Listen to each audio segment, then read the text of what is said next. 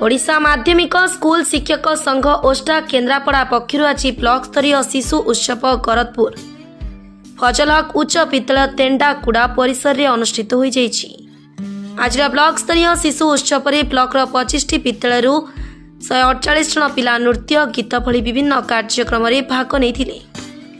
आज दिन में अनुष्ठित कार्यक्रम को मोट 30 जन पिला जिला स्तरीय शिशु उत्सव में भाग नेबे बोली ब्लॉक ओष्टा संपादक मलय पाणी सूचना देइछंती। आज अनुष्ठित ब्लॉक स्तरीय शिशु उत्सव को सकाळ 10टा समय फजलहक उच्च विद्यालय प्रधान शिक्षक दिलीप कुमार स्वाई जगन्नाथ निकट में प्रदीप प्रज्वलन करी उद्घाटन करथिले। उद्घाटन उत्सव में विद्यालय समस्त शिक्षक शिक्षयित्री सह विभिन्न विद्यालय आसीथिबा शिक्षक शिक्षयित्री उपस्थित थिले। अपराह्न समय उद्यापनी दिवस जिलार ओस्ताद पूर्वतन संपादक त्रैलोक्य स्वाई मुख्य वक्ता हे तपन कुमार सिंह पूर्वतन सभापति मनोज रंजन पंडा प्रमोद कुमार साहू जोग देथिले। सरकारी उच्च विद्यालय पाटकुरारू आसीची मो अष्टम श्रेणी छात्री मो एठारे एकक अभिनय भाग नबाकू आसीची मते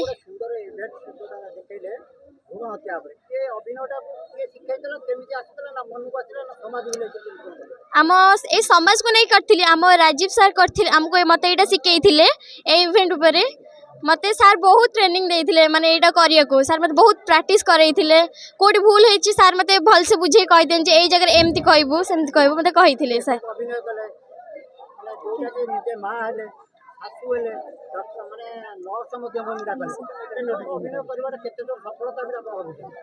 मत तो बहुत सफलता लगुच मत बहुत खुशी भी लगे अभिनय करिवारे।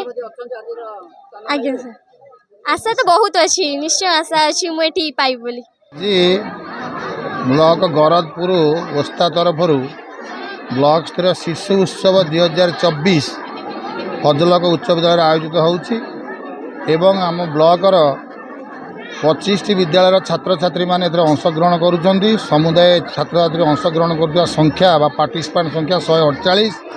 ये उत्सवर मुख्य उद्देश्य होउछि पिला मानक भीतर थिबा लुकायित प्रतिभा को लोकलोचन को आनिबा। सेमान भीतर बहुत प्रतिभा अच्छी से जानी पारु नाहंती बणमल्ली बण में फुटी झड़ीगला भाया से रही जाउछंती से प्रतिभा को लोक को आनिबा एवं तांको समाज में प्रतिष्ठित करवा एटा होछि ओस्तार उद्देश्य।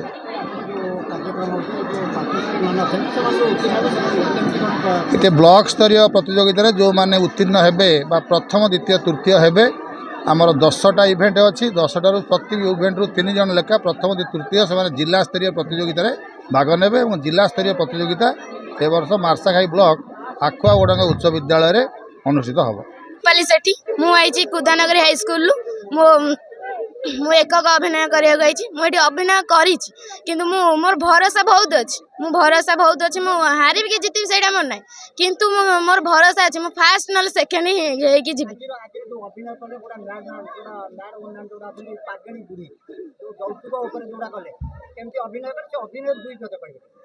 अभिनय कली मो मन जाइलम से आम कुदानगर हाई स्कूल विज्ञान मेला होता मुझे आम सार आम के प्राक्ट कर शिखिकी एटी मो मन गले मोर मो ऊपर विश्वास ना कि एमती अभिनय करी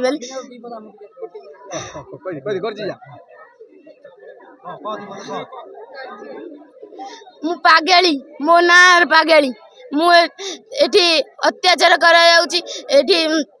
अत्याचार कर नमिता सेठी अनंत जगुलाई सरकारी उच्च विद्यालय भारप्राप्त प्रधान शिक्षयित्री